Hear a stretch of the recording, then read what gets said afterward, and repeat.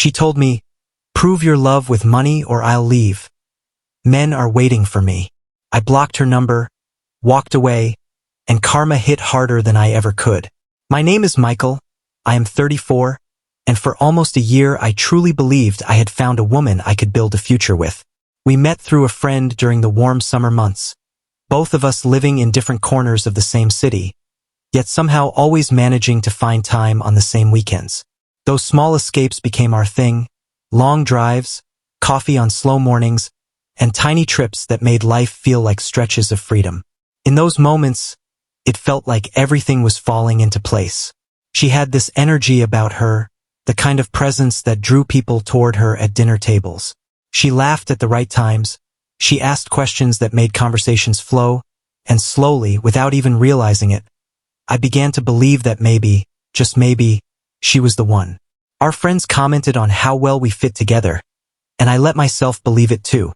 We created rituals that felt important, trading childhood stories, laughing over family memories, arguing about movies only to end up eating bad snacks while watching something neither of us chose. Those small rituals matter, because they stitch ordinary days together into something that feels like home. At first, everything seemed perfect, but slowly I started to notice little things that didn't sit right with me.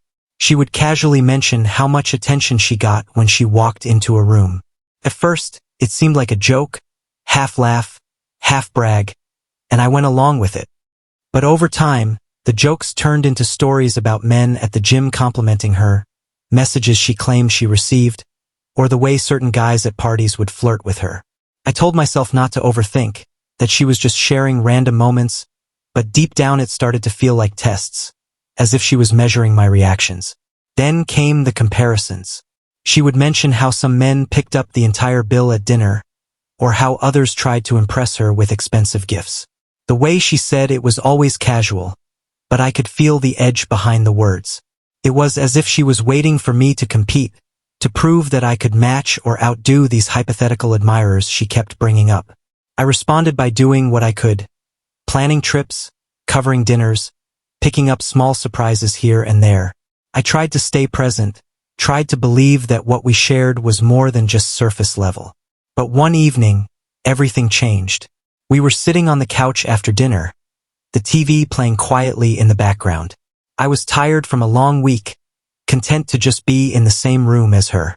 She was scrolling through her phone when suddenly she looked up at me with an expression I had never seen before. Her words cut through the calm like a knife. She said, "If you really love me, prove it. Otherwise, I'll leave you. There are plenty of men waiting for me." For a moment, I thought I misheard. The room felt strange, like the air itself had shifted.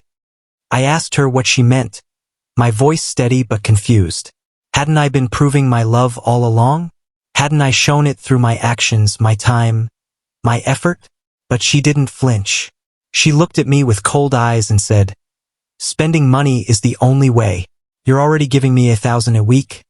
Clothes, dinners, vacations. But if you want me to stay, you'll have to do more. If you don't, I'll walk." Simple as that.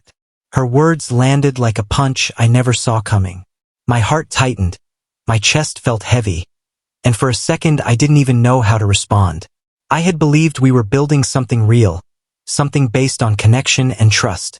But in that moment, she reduced everything to a transaction. To her, love was just a price tag. I took a deep breath and said quietly, "If all you care about is money, then I am not your guy." She rolled her eyes, leaned back on the couch, and replied coldly, "So that's it? You're saying no to me after everything? Do you even realize how many men would kill for a spot in my life?" That was the moment I knew she had already lost me. I sat there for a while, letting the silence stretch between us, and in that silence I realized something important. All those nights I stayed awake just to talk to her, all the effort I put into planning our weekends, all the hours I spent driving back and forth across the city just to be by her side. None of it had ever been enough for her. She didn't want a partner. She wanted a sponsor. She didn't want love.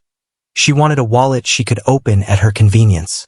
That truth burned in my chest, but at the same time it freed me. Because once you see someone for who they really are, you can never go back to the illusion. I looked at her, sitting there on my couch with her phone still in her hand, and I felt nothing but cold clarity. She thought she had the upper hand, that I would beg or bargain to keep her. Instead, I stood up slowly, took my phone from the table and said calmly, "You're right.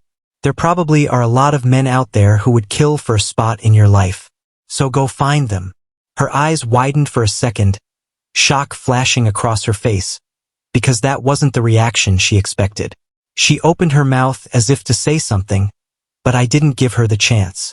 I walked out of my own living room, grabbed my keys, and left. That night, I drove aimlessly around the city, letting the streets blur past my windows. I thought about how close I had come to wasting more of my life on someone who saw me as nothing more than a bank account. I thought about the times I ignored the red flags, the comparisons, the backhanded comments, all because I wanted to believe that love could heal the cracks I was seeing. But love alone isn't enough when respect is missing. And she had never respected me. That truth hurt more than anything. When I finally got home hours later, I didn't call her. I didn't text her. Instead, I blocked her number, removed her from my social media, and erased every photo that made it look like we had something special. It wasn't spite. It was survival. Because I knew if I left even a small door open, she would walk right back in with the same demands, the same manipulations. I needed to shut it all down before she had the chance to pull me back into her games. For days, my phone buzzed with unknown numbers. She tried everything. Texts, calls, even messages through friends. She played the victim, saying she didn't mean it, that she was just testing me, that she only wanted to see if I truly loved her. But by then, I had learned the hard truth. If someone tests you by threatening to leave, they already have one foot out the door. If someone uses love as leverage for money, they don't value you, only what you can provide. I ignored every message, every plea, every tearful voicemail. Weeks passed, and then I heard from a mutual friend what happened next. She did exactly what she said she would. She found someone else. A guy with more money, flashier cars, and a willingness to spoil her without question. For a while, she posted pictures of lavish dinners, designer bags, and vacations to places I couldn't have afforded even if I tried. To everyone else, it looked like she had one.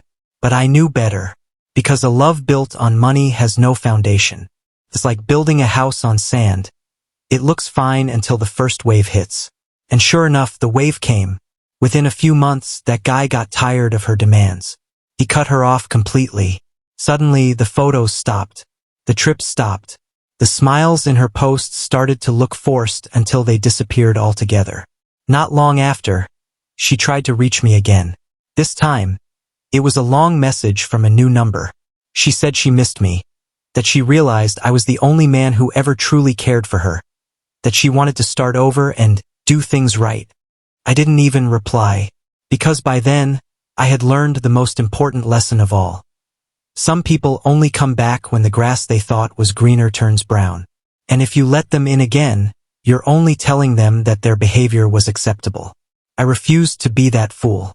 I deleted the message without a second thought.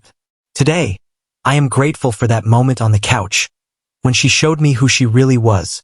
It hurt like hell at the time, but it saved me from a future filled with nothing but demands, disrespect, and emotional drain. Walking away wasn't just revenge, it was freedom. And seeing her karma catch up to her was simply the universe's way of confirming that I made the right choice. So if you ever find yourself with someone who makes you prove your worth with money instead of love, remember this. You are not their partner. You are their investment. And investments can always be replaced.